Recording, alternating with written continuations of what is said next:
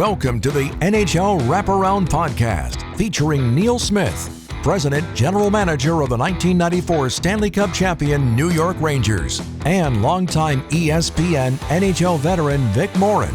Together, they share no-nonsense opinions on news and issues around the National Hockey League. Whether you're a casual or diehard fan, each episode of NHL Wraparound will leave you more informed.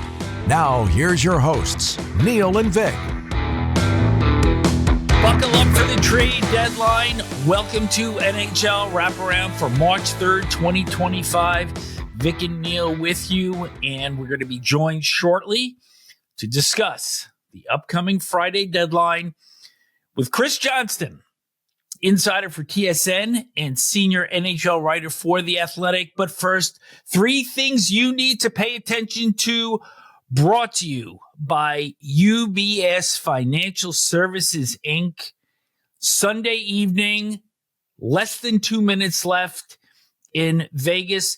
Jack Hughes gets tangled with Jack Eichel as he was coming down on a 2-on-1, went into the boards, holding his arm.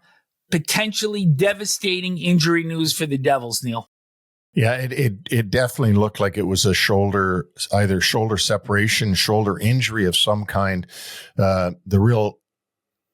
The only silver lining to watching this was that Jack Eichel was so concerned about Jack Hughes that he stayed there and, stayed with him until the trainer got out there, which was a sight not rarely seen. But these guys were teammates on Team USA in the Four Nations face-off just a week ago. So, and Eichel, by the way, seems to be that kind of guy. He doesn't seem to be a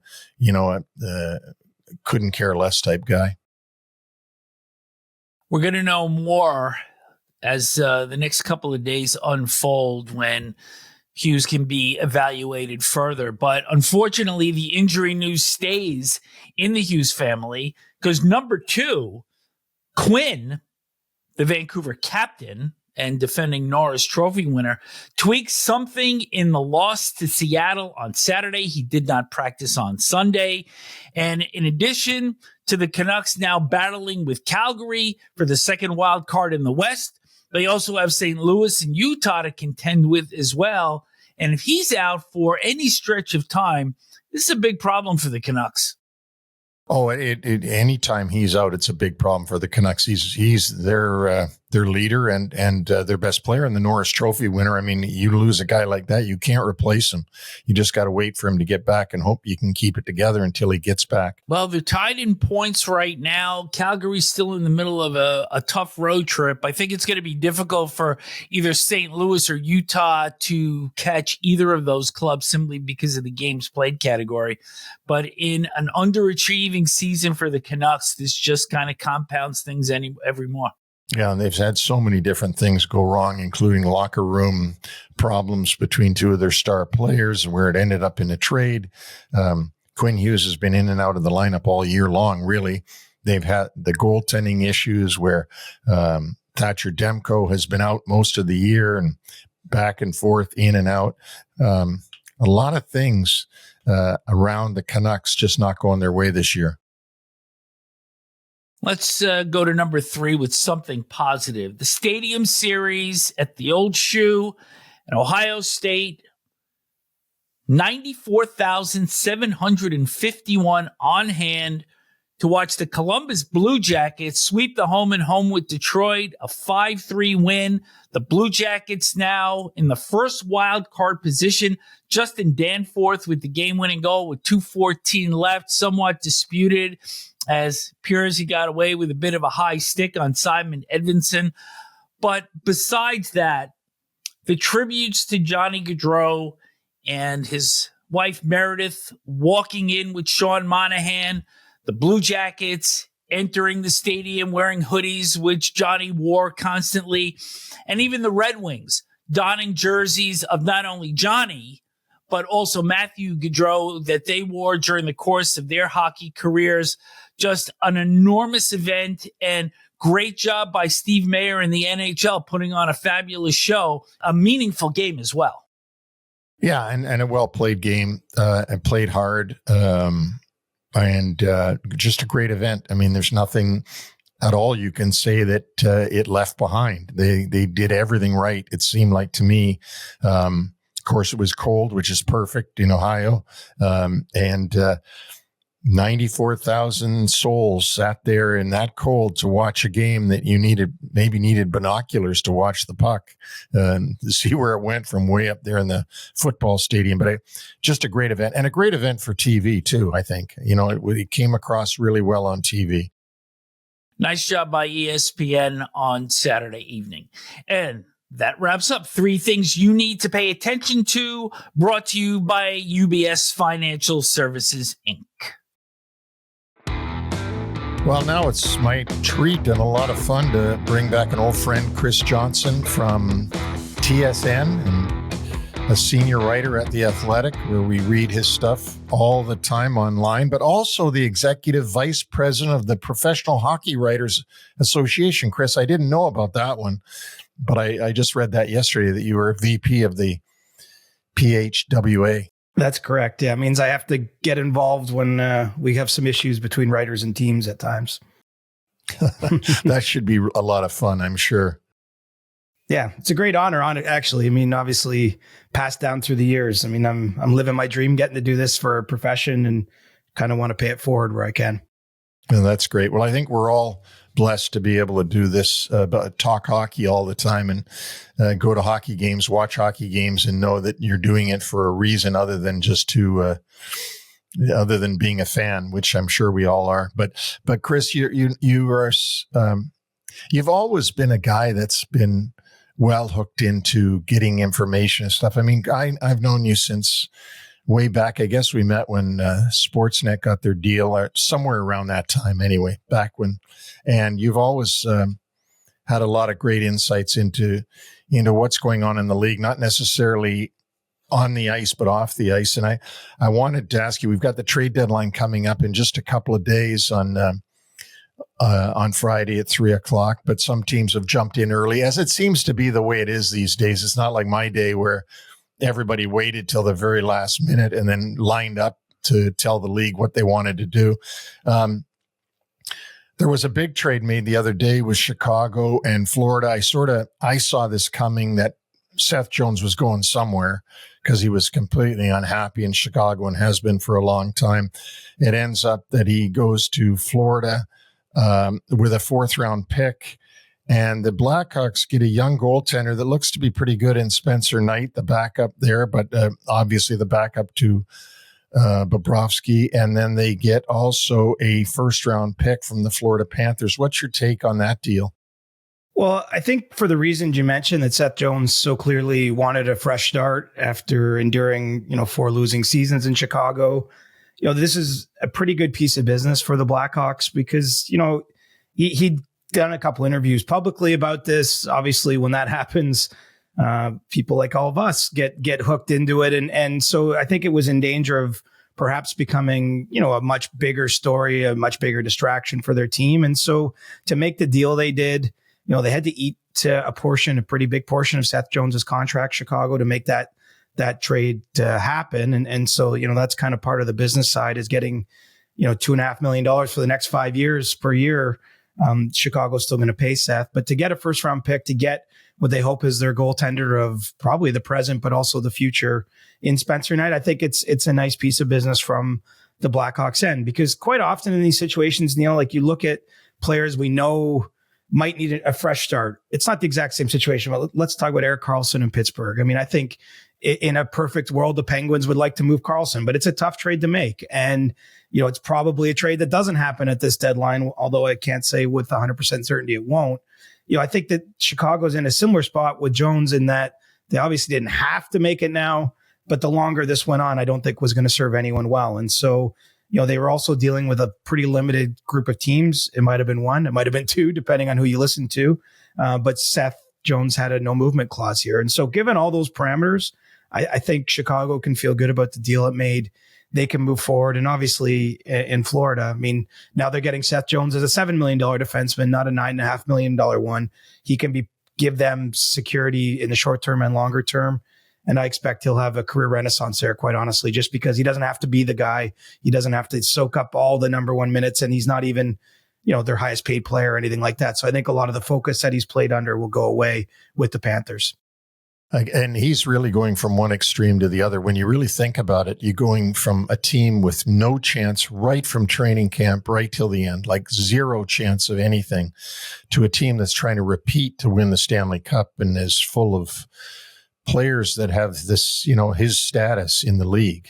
But I one last comment on the thing. I was stunned actually when Chicago signed Seth Jones to that big contract, because at that time, they should have been rebuilding. It's looked like they were going to, they had to start the rebuild, and they're going and getting this very extremely high paid player.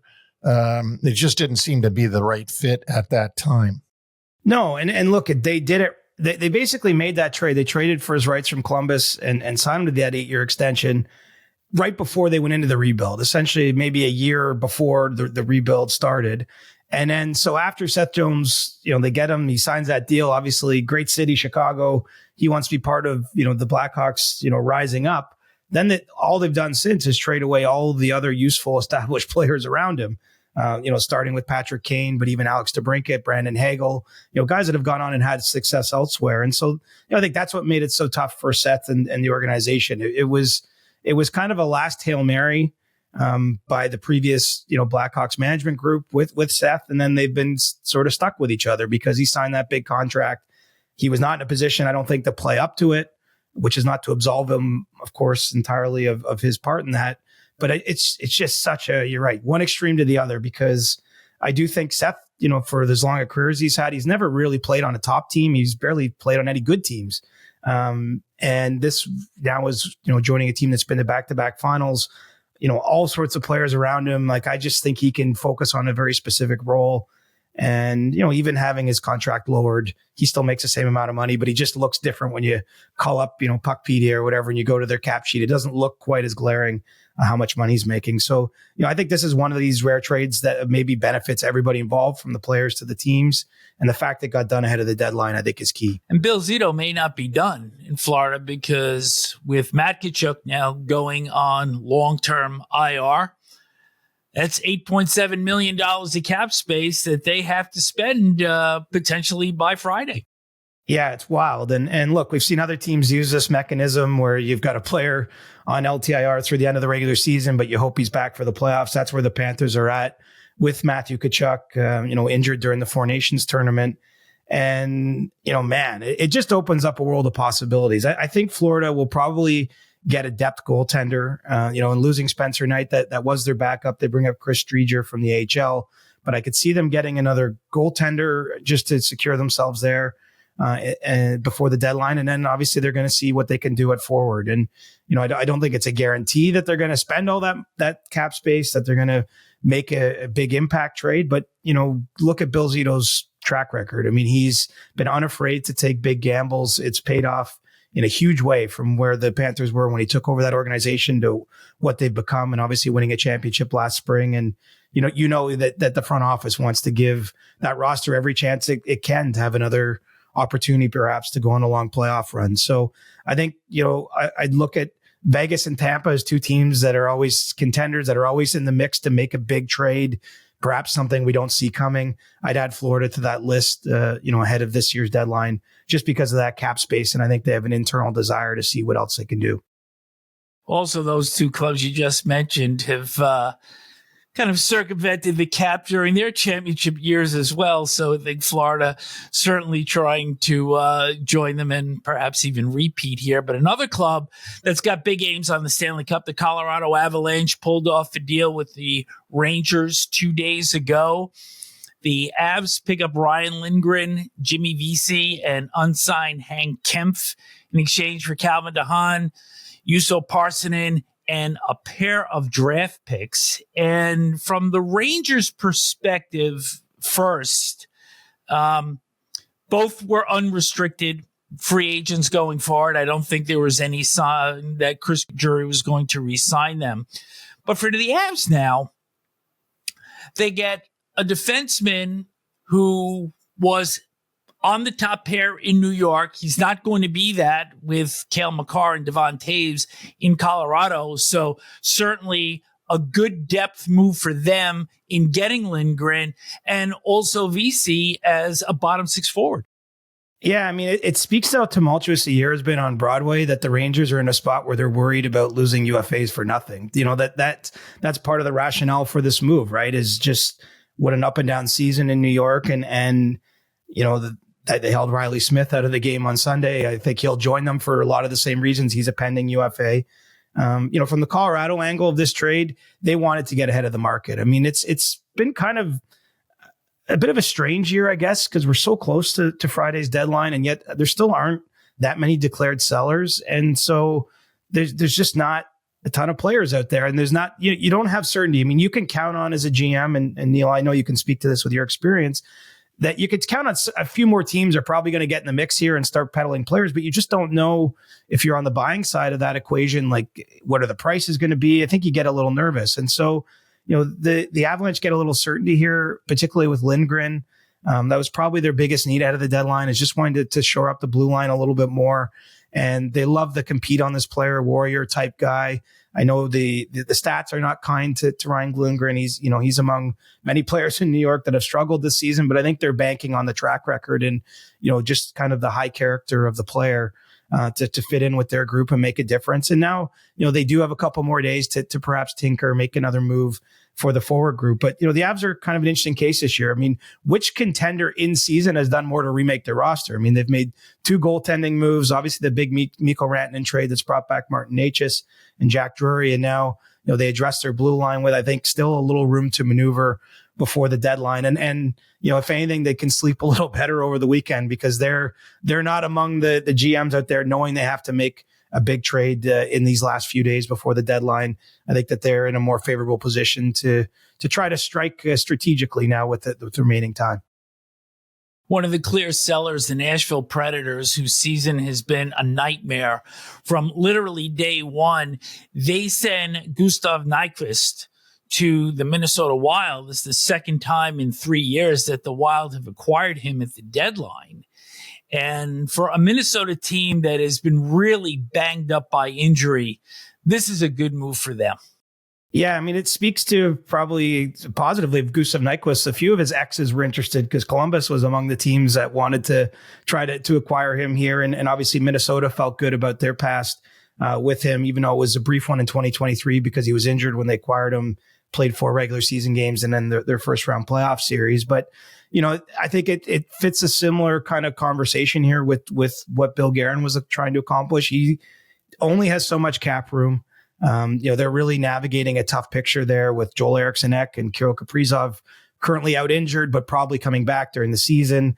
You know, they've had Ryan Hartman's suspension, which is complicated. I mean, every Minnesota transaction is not necessarily about what, you know, players going up and down. Is not about performance. It's all about trying to you know, tango under the cap ceiling. And so they were able to get this deal done in part because Nashville kept back half of Gus Nyquist's remaining contract. And they like the player. I mean, they've had a really tough time killing penalties in Minnesota this year.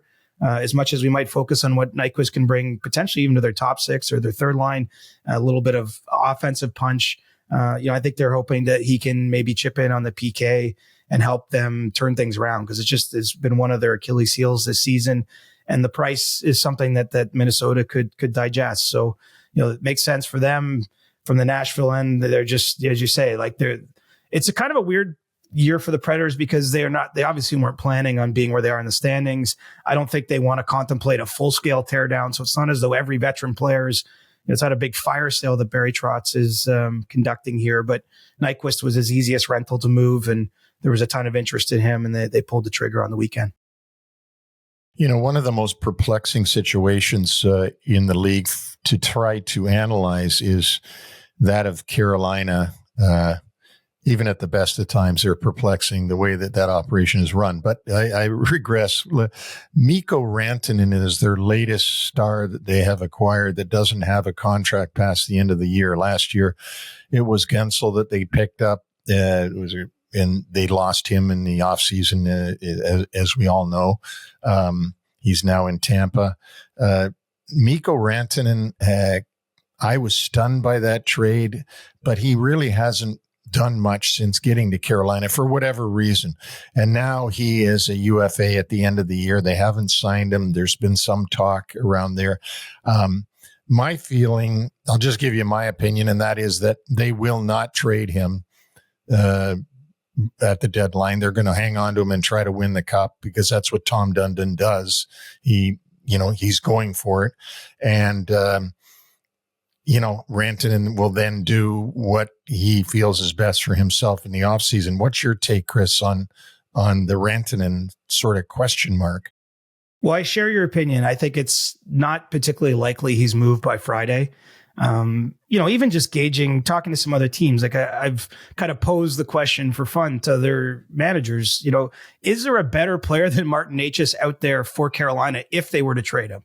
Like, are they in any way going to better their position from what they've already given up to get Rantanen? And I have not found anyone who believes for a second that that's the case. And so obviously lots of teams love Mikko Rantanen. There's other GMs that wouldn't mind getting their hands on him. But from Carolina's end of this equation, I mean, look, the East is probably more wide open than it's been in previous years. You've seen New Jersey in the Metro stall out a little bit. And obviously there's some concern over Jack Hughes after he left last night's game injured. And so if you're Carolina, there's opportunity here. And so I just don't see that organization doing anything to weaken its chances to win the cup from where they sit right now. And if there's no trade to make them better in the short term, I mean, what are you doing? The intention of the Hurricanes is still to try to sign Rantanen. That's not going to happen by the deadline, but who knows? I mean, he has had not much time to get comfortable there, to get used to his surroundings, to, warm up to the place. I mean, perhaps if you keep him around for the 6 weeks left in the regular season, what could be a long playoff run, I mean, it might look differently before he has to make a contract decision by July 1st. And so for all the noise around the situation, it's probably going to end up back to where we thought it would be, in late January when they made the trade. This is a rental for Carolina that they have designs on trying to keep. What do players want? I mean, obviously lifestyle is part of it. Money is another obvious part, but they tend to want to be in winning organizations too, and with people that they're comfortable working with. And so I think that the job now for Carolina is to do what it can to win the cup, but obviously for management is just make Mikko comfortable, try to get in a position where the next time they have contract discussions with him, which I expect will be after the season's done, that he might be in a position to accept their offer. And so, that's how I see it playing out. But, it's with the usual caveat that Carolina is still listening to anyone who wants to call on Rantanen. Basically, I think they're taking those calls in case someone wants to do something silly, make an offer I can't refuse. But I just think that that's a low percentage outcome at this point in time. Chris, a team that's used to winning, now at crossroads, the Boston Bruins. They only have 20 games left. They're on the outside looking in. Brad Marchand, we don't know the status of him. We'll probably know more in the next couple of days. He did miss the loss in Minnesota on Sunday after being injured in Pittsburgh on Saturday. If you're Don Sweeney, what are you doing? Well, I think it's a bit of gut check time. Like, this is unfamiliar as you're referencing here for that Bruins management group. I mean, they've been aggressive buyers basically at every deadline in recent memory. Traded a lot of first round picks for rental players and all those sorts of things, in addition to making deals like the one they made for Hampus Lindholm, who they kept long term. And so, this is an unfamiliar feeling. I think the internal debate is really about how deep do they want to cut. I mean, there's some obvious players who are on expiring deals. I think of someone like Trent Frederick, who unfortunately was injured last week, which kind of complicates things. But, I think the Bruins are still comfortable that they're going to be able to move him, despite the fact that he's going to be out of the lineup here for the foreseeable future. They have Justin Brazeau. I mean, they have players that they can move that are sort of around the margins. A big question mark really surrounds Marchand, who they've made attempts throughout the season to sign, and I think are engaged in that again right now. I'd be stunned if they moved him, even whether a contract gets done or not in these coming days. I just think a heart and soul player like that. And Boston has not given up hope on being a more competitive team next season. This is not a case where they feel they have to start back from scratch. And you can understand why. I mean, look, it didn't get off on the right start this year in Boston with the Swayman negotiations. He finally got his deal done right before the season began, but he hasn't performed up to his level. Unfortunately, Charlie McAvoy is out injured, with his the infection he got after the shoulder injury at the Four Nations. Lindholm has missed months and months and months, isn't it, back this season? It might just not be their year. I think that's the feeling. And so what I expect from the Bruins is probably some small S seller mentality in terms of maybe shedding a couple players that are on expiring deals, recouping some draft capital. But I don't think they're tearing it down to the studs at this point in time. And in fact, I would think that the talk will be on either Friday afternoon or Saturday, whenever Don Sweeney addresses the media after the deadline, about, okay, we're focused on next year already. We're not waving any white flags here. And so it's going to be weird to see them sell a few players, but it's become clear that this season is not going to be a chance for them to win another Stanley Cup. Can you see a scenario where Marchand gets moved and perhaps there's a handshake agreement that he re-signs after July 1st?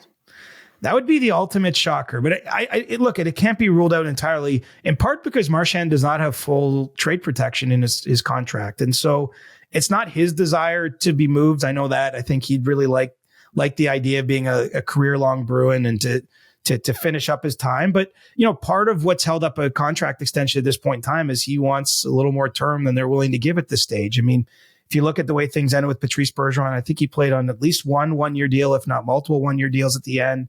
That's the way the Bruins have kind of operated with their legacy players, basically take it season by season. And I think Marchand's looking for a little more security. And so, look, I would say that anything is possible, but I just don't think it's likely. It doesn't feel as though there's enough of a threat there, but it's a little bit of a white knuckle time, right? You're in that negotiation. Both sides don't know exactly how that shakes free. But I don't think, with Marchand having won a cup already, for him, I think it's probably more of a priority to just be a lifelong Bruin and not entertain that world. But if he doesn't sign a contract, it's in the team's hands.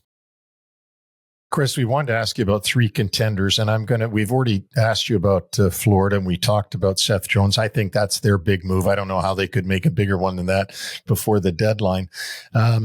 You're a Torontonian like myself, and there's always something to talk about with the Toronto Maple Leafs. So let's talk about Toronto and Winnipeg and Washington, and those three teams that I think, two of them at least being Washington and Winnipeg, have to be considered contenders.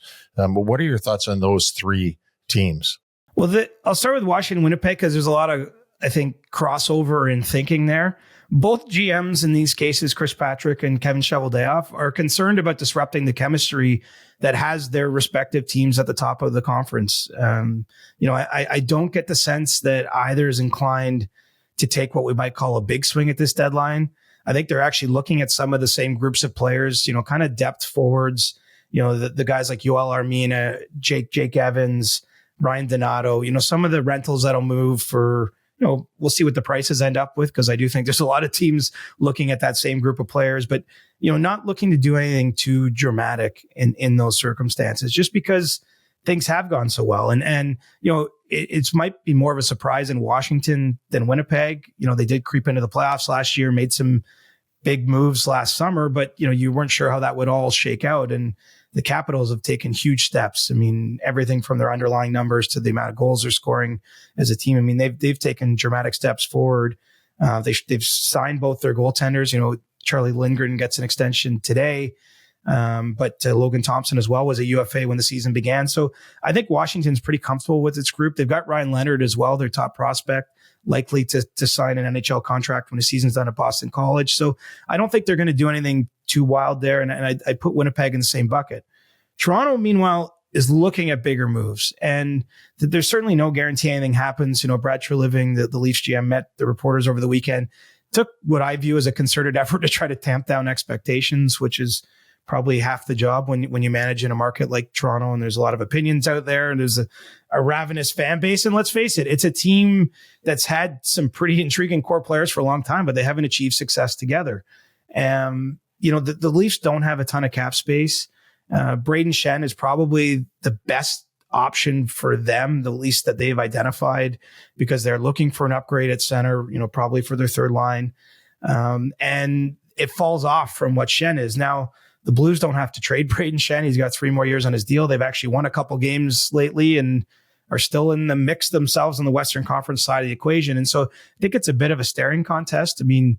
Doug Armstrong can say, like, look, if we're gonna be compelled to move our captain under these circumstances, you've got to pay a pretty penny. I don't know if the Leafs are going to ante up and actually make that move. And so, it's an interesting deadline period for the Leafs, because if they end up getting, say, just one of the rental players, there's no disrespect on those names, they're not going to be headline grabbers. I'll be curious how the market accepts that. And all that being said, the East is pretty wide open. The Leafs have played well since the Four Nations break. They're right atop the Atlantic Division as we're recording this today, although it's pretty competitive between Florida, Tampa, and Toronto right now. I mean, there's a case to be made that they're in a position to go on a run even without an addition. But I think there's a lot of heat on Brad Treliving to try to do something that, that feels like, okay, management really believes in this. This is the best foot forward, because Mitch Marner's not signed beyond this season. And the future in Toronto is not, I mean, what does it look like if Mitch Marner ends up not signing on July 1st? So this is a real opportunity for them to take a swing and try to go on a playoff run. The three trades out there that we can focus on that you're looking at and have your interest piqued? Three trades, like three potential trades, or? Whew. Well, I'm curious what happens in Long Island. Obviously Lou Lamoriello, it's no secret to anyone listening to this, isn't telling me or anyone else that speaks into a microphone for a living, what he's thinking. But Brock Nelson is, a player of a lot of interest around the league. There's not really a deep pool of centers available, I would say, on this trade market, at least as we're looking at it now. And so and it remains an if, the Islanders move him, I'm curious to see what that looks like. Minnesota doesn't have cap space, as I alluded to earlier, but I think they'd love to get their hands on Brock Nelson. Might have to be in free agency come July 1st. But we can see if that happens ahead of time.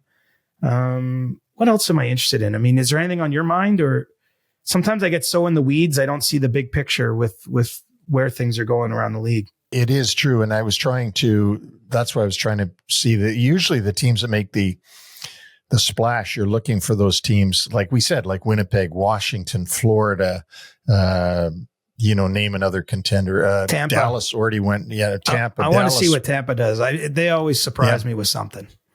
Yeah, they do. And they're all, and the other team that we haven't talked about that's hugely aggressive in trading and signing is Vegas. And we haven't touched on Vegas. Do you think there's anything there? Because if any team goes and does the things that, like just huge deals all the time, like they trade away their first round picks like they were apples. I mean, what's your thoughts on Vegas? Will they do anything? 100%. I mean, it's in their DNA. They've never, I mean, they have, between signing the top free agents, trading notable players, trading the picks, as you mentioned, like they are always carrying a big bat to the plate and ready to swing at it. They're Mark McGuire in his prime right now. And so I absolutely think so. And Vegas is looking for another forward. There's some thought if the Leafs talks with St. Louis on Braden Shen don't produce something, that maybe Vegas swoops in there and gets him. Last year, for example, they made the Thomas Hertl deal right before the deadline bell. There was not a whisper of that anywhere in the public that I had heard or seen prior to that happening. And so who knows what exactly is getting cooked up behind the scenes, but I do expect the Golden Knights to make themselves heard at this deadline. They went through a bit of a rough patch, seem to have got things back on the track right now. I mean, the beauty for Vegas is they don't have any real apparent holes, I'd say, in their lineup, but I could see a desire to upgrade that forward group. They got some players plugged a little higher up than maybe they'd like. And so that's what I'd say with them, but I don't have the name for you if it's not Braden Shen, because Kelly McCrimmon's another GM who likes to operate discreetly. I think the one thing that we do see is that teams do not hit a home run at the deadline by getting one certain player or a package that is going to completely reverse their fortune one way or another.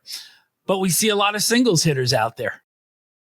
Yeah. I mean, look, sometimes the deadline moves that actually move the needle the most in hindsight are the ones that we just breeze by quickly on deadline day. So-and-so traded for a 4th round pick. Sometimes that spending the 4th round pick ends up, locking something in place in a roster, maybe slotting players in a certain way that allows things to move forward. I mean, winning, I've learned this, especially winning free agency definitely doesn't mean you win enough games afterwards. I mean, the Predators probably won free agency last July 1st, right? With getting Marchand and Shea and Stamkos. The deadline can be a similar kind of vibe. It's I think that a lot of GMs really wrestle with that. Like every year, it's sort of like this existential thought is there's the impulse, of course, if you have a top team to want to do something big. I mean, who cares what the 1st round pick? Maybe it's 32nd overall if we win the cup. But, sometimes those moves end up leaving you a little bit empty. And, it's not a lot of time for players either. I mean, a lot of players that get moved are just going to be with the team for the remainder of the season. That is only 6 weeks of regular season, plus it could be 10 days. If you go out in the 1st round, it's not a lot of time to get value back for what you're giving up. So that's the risk and sort of the cost benefit analysis that goes into this. But, when I look at the teams that have consistently had success, teams like Tampa, Florida, Vegas that we mentioned, I mean, those teams are every year making pretty aggressive moves. They don't all pay off, but sometimes you give up, 1st round picks for Barclay Goodrow and Blake Coleman as Tampa did, and they formed, 2/3 of a line that helped them win 2 cups and get to a 3rd one. So, that's the line that every GM in front office is walking right now. And you're right. Sometimes it's a singles, but the odd home run scores you some points too. You can see Chris Johnston with the Insiders on TSN and read him in The Athletic. And he also hosts his own podcast, The Chris Johnston Show with Julian McKenzie. Chris, thanks so much for joining us. Terrific insight today. And we're all looking forward to Friday. Yeah, my pleasure, guys. Enjoy these next few days. The one thing I like about this deadline is there hasn't been much that's happened the last few weeks. I think that means we were in for an entertaining few days leading into Friday. Well, we really appreciate you coming on doing this with us, Chris, at short notice especially, and hopefully we'll be able to reunite, get you back on again, or we'll come on your show if you're groping for guests. Maybe you'll. Are you kidding? Anytime, guys. It's great to be with you. All right, take care. Our website is NHLWraparound.com, where you can see or hear all of our podcasts dating back to January of last year. We will be back with New York Centric on Tuesday, Short Shifts Wednesday, and then our trade deadline recap special on Friday, March the 7th. Mr. Smith, great chat with Chris Johnston, really not only recapping what has taken place already, but giving us a terrific sense of what we can look forward to with certain teams and certain players. Yeah, Chris is a guy that he must be on his phone nonstop with GMs and other people within the league, assistant GMs and so on, because he's a font of information every year. And that's what he does for a job at both at TSN and at The Athletic. He gathers information and puts it out there to the public. So just a really nice guy, is having a good career doing this, and really having fun having him on NHL Wraparound. It certainly was. And we were going to dovetail off this with your list of 15 players that are either going to be moved or not moved. But we're going to now push that to Wednesday, since we got so much good information coming out of this discussion with Chris Johnston today. So as we move forward, let's talk a little bit about adversity. All teams go through it, but how do they handle it? And we're going to take 2 teams in particular in the Eastern Conference. Do a little comparison here, Neil. Columbus Blue Jackets, they have been hardened to adversity since prior to training camp, with the tragedy that the club experienced, and then a series of injuries. Boone Jenner just came back to the lineup last week. Sean Monahan is out. And now you have seen a club that almost appears unfazed by it because they have gone through so much. On the flip side of that, the Washington Capitals, enduring their first 3-game losing streak of the season, all in regulation, all at home. And the point I'm making here is this has been a season for them, save for the Alex Ovechkin broken leg, which was a little bit of a setback, but they plowed through it. But the reality is this has been a fairy tale season for them. But I almost have to think better they go through this now than kind of what the Boston Bruins went through 2 years ago, where they zoomed through the record-breaking regular season and got knocked out in the first round of the playoffs because maybe they didn't face enough adversity during the regular season. Well, and I can go one better for you. How about the Tampa Bay Lightning when they were President's Trophy team before they won any Stanley Cups of late and got knocked out by the Columbus Blue Jackets and John Tortorella. And that was a huge upset for them. And you're right. I think that if you can go through a little bit of adversity and find out how to get yourself out of a losing streak and learn to turn things around quickly, then when you get into the playoffs, you know, you got your back to the wall because maybe the series goes the wrong way for you and you're down 3-2 to the other team. And you can't be sitting there freaking out saying, oh my God, our season's going to be over if we lose another one. You've got to say, how are we going to win the next shift, the next period, the next game? And you go at it like that. And so hopefully, not hopefully, but Spencer Carberry and his group, I'm sure in Washington right now, are trying to figure out how to get out of this short losing streak of 3 games, albeit all at home, and get back where they were right up there in the saddle. And that series that you would refer to with Tampa Bay and Columbus, that was a sweep in 2019. A sweep. So, that's right. Let's talk some generational players from the 2000s and the 2010s, brought to you by the geriatrics, me and you. Sidney Crosby on Sunday, goal and 2 assists. So in that game, he scores goal number 611, and that passes Bobby Hull for 18th on the all-time list. He also picked up 2 assists and passed Gordie Howe for 10th on the all-time assist list. Alex Ovechkin, Saturday, goal number 884 in the loss to Tampa. He is now 11 away from establishing the new all-time goal-scoring record. So not bad for the generational players of 2000. Conversely, some struggles for the generational players of 2010.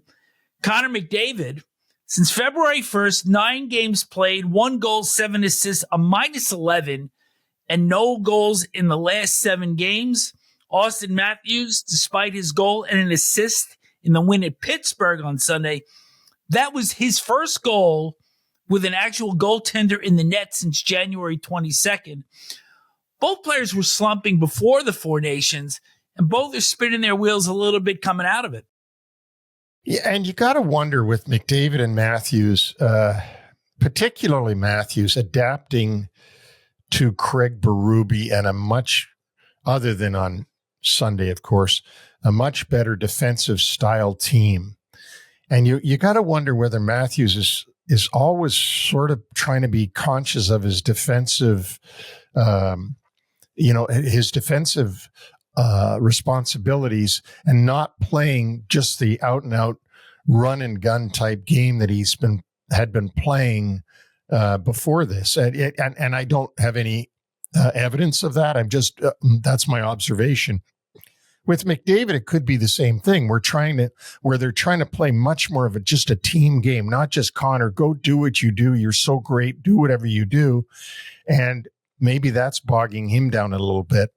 Who knows? But as for Crosby and Ovechkin, who we've had the pleasure of watching for, a long time now, since since they came into the league. Yeah, 20 years of seeing these guys and 20 years of fantastic hockey out of those two. They never slow down. They've had some injuries, yes, but everybody does. But they compete every single night, and they're a beacon for every other young player coming up as to work ethic and competitiveness. Sidney Crosby and Alex Ovechkin, not only do they have the talent, but they have the work ethic that goes way beyond that talent.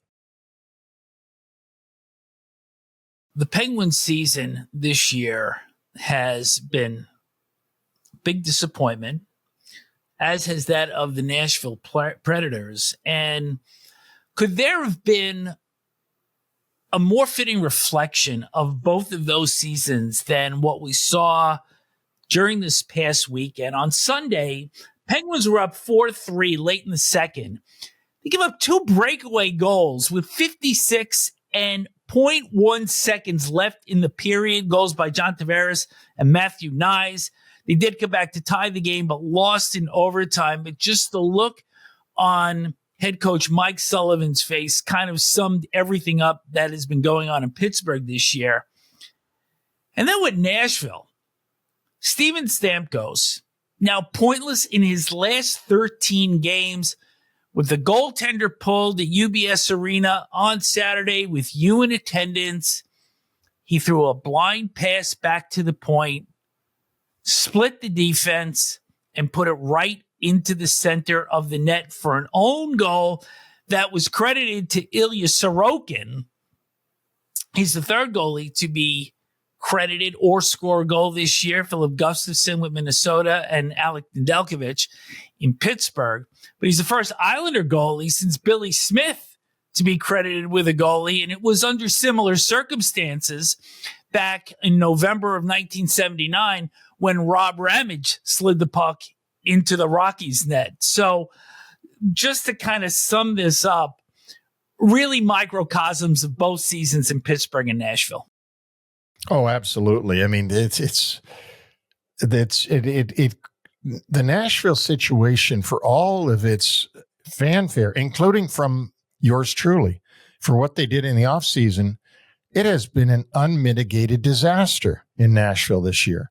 And now they play these weekend games against the Islanders and Rangers, and of course they're missing a lot of guys. And as you said, Steven Stamkos, who you've got to admire the wonderful career he's had, but he hasn't gotten a point in his last 13 games.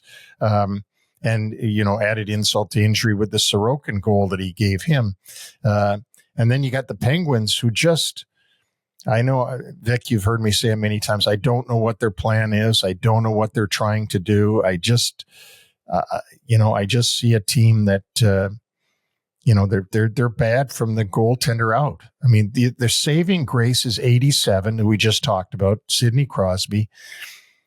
You got to still love Malkin and Letang. Carlson is a liability most of the time out there, but their season again is a disaster as well. But you and I thought it was going to be bad right from the get-go. We never thought they were going to be a playoff team ever. No, but this has been worse than what I think we had imagined. Oh, yeah, especially when you see Mike Sullivan head to the dressing room before the period was over. Yep. He turned and walked off the bench when Nyes shot the puck. And all the players waited to see whether he was credited with a goal or not. There still was a tenth of a second to go in that period. Not that it means anything, but I mean, that's how disgusted he was. He just said to hell with it and went to the dressing room. You know who made that pass to Nyes, by the way?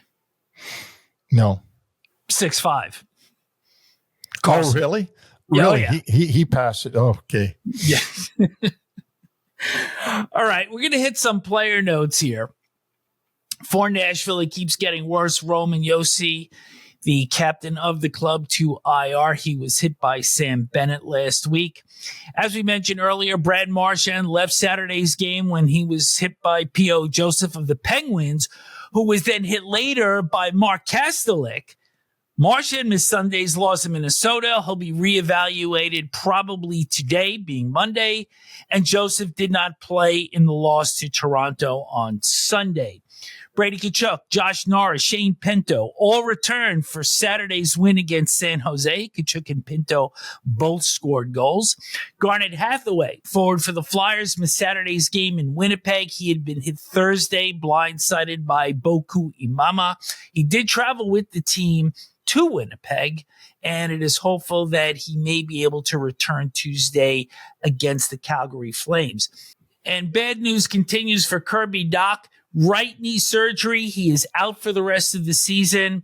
He tore the same knee in the second game of the 2023-24 campaign and missed the rest of the year there as well. And finally, Jacob Markstrom was activated from IR. He suffered that sprained left MCL, played his first game Sunday in a 2-0 loss to Vegas, first game since January 22nd. Nico Daws, Neil, was sent back to Utica because Jake Allen is the backup. But in 5 games, Daws was 3-0, .88 goals against average, and a .966 save percentage. So, if nothing, that was a pretty well set in goal. Yeah, and Nico Daws can be pretty proud of that. Like, that's amazing. And you're back down to the minors, but we all understand why. Jake Allen is the backup. He was signed to be the backup. He's done a good job too while they waited for Markstrom to get back into the lineup. But good on Nico Daws, because now the Devils know. I would think they would think they're well set in goal.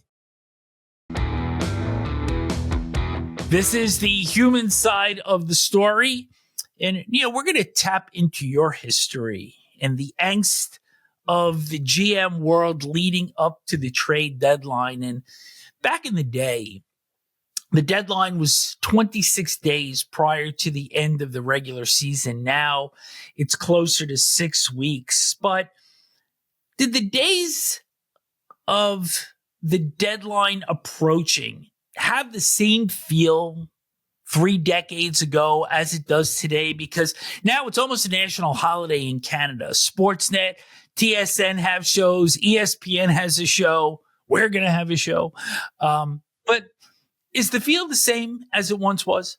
I don't think so. And the reason, there's a lot of reasons for that, but one of the main reasons is that it's just so much harder to make a trade than it was back then. Remember, there was no cap back then, so your budget was either unlimited or extremely limited, because you had the haves and have-nots.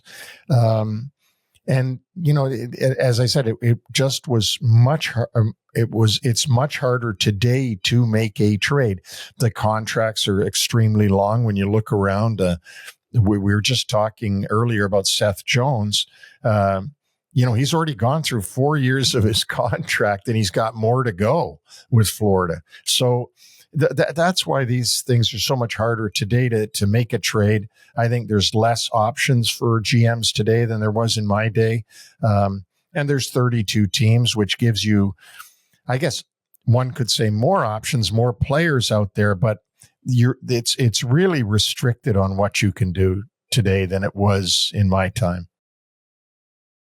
We all know it's a business. You hear it constantly that every time there's a deal made, it's not personal, it's a business. But to a degree, it is personal because you know that anytime a player is going to be dealt or you're receiving a player, that there's a level of personal upheaval, moving families or not moving them, keeping them in their schools. There's the whole bit with that.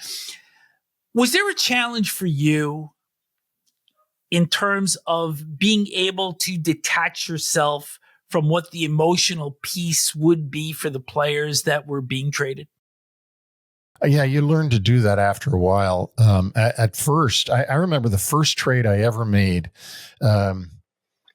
and I was up all night long the night before worrying about how the player would think about me and, how is this going to affect him? And the next day when I called him and I did it, it was just like, oh, okay. Okay, I got to go. And married or single? No, I think he was married. Okay. He was married. I'm groping in my mind for the name, but doesn't really matter. I mean, it is part of the business and it is what you signed up for. So it goes along with everything else that's in the NHL. You can be fired at any time if you're a coach, if you're GM, if you're that. You can be traded at any time. This was the way it was before the no move clauses. You could be sent down at any time. There was always a lot of things up in the air. This was not, you're not a CPA working in an office. You know, you are in a very fluid business where at any time your circumstances could change. So, as the guy that has to make those moves, you do detach yourself from it. You can't think and worry about, oh, he's got 3 kids and they're in school and this and that. You do think about that. I do anyway. When you fire somebody, you really do. That really does bother you, that you're really putting the family into upheaval, because firing is different than trading.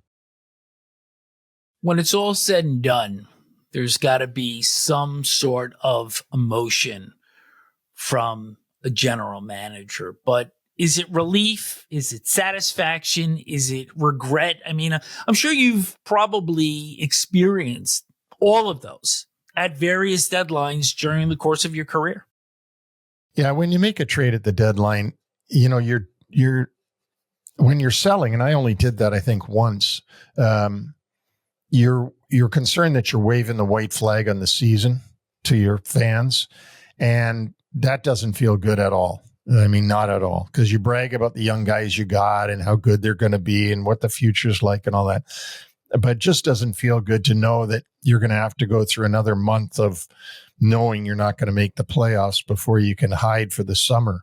You know, when you're trading for somebody to get you further into the playoffs, all you're doing is you're sitting and you're hoping. And from the first time they don your uniform and go out there, you're watching them carefully to see, is this going to be the missing piece? Is the piece that's going to, you know, propel us, not necessarily to the cup, but propel us to having a good playoff run. And so you are nervous after that as well. Aside from 94, which we've documented considerably over time, was there any deadline that stood out to you as particularly memorable? Well, yeah, the one that I think about a lot, he ended up on the Stanley Cup team, was Joey Kocur. Getting Joey Kocur for Kevin Miller. And we also got a player whose son ended up playing for the Capitals for a while, Per Juice.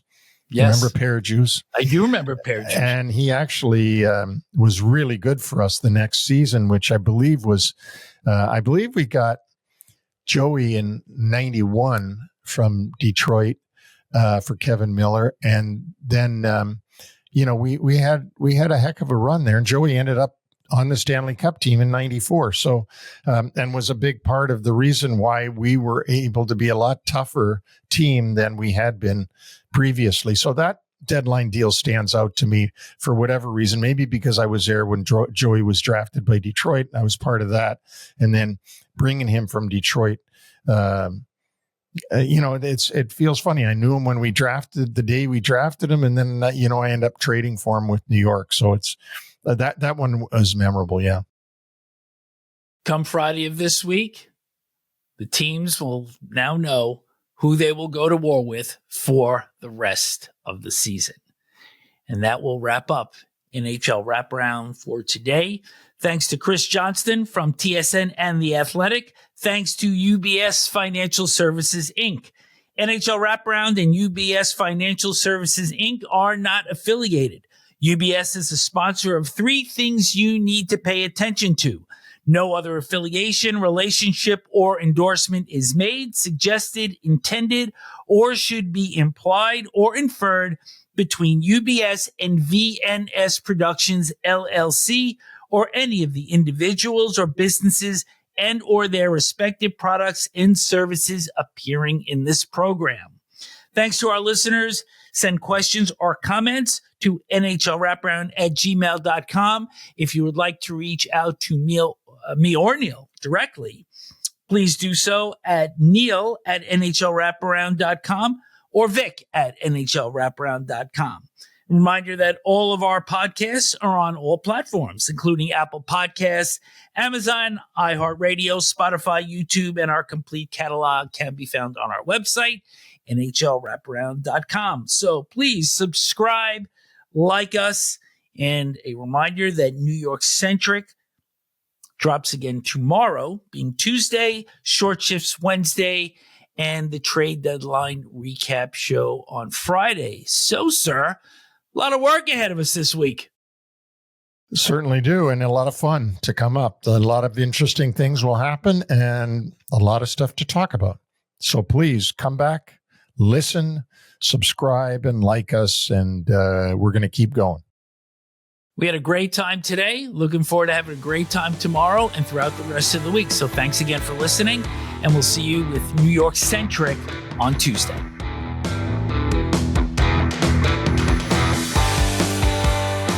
Thanks for joining us on the NHL Wraparound podcast. Don't forget to subscribe to stay up to date on all the NHL action.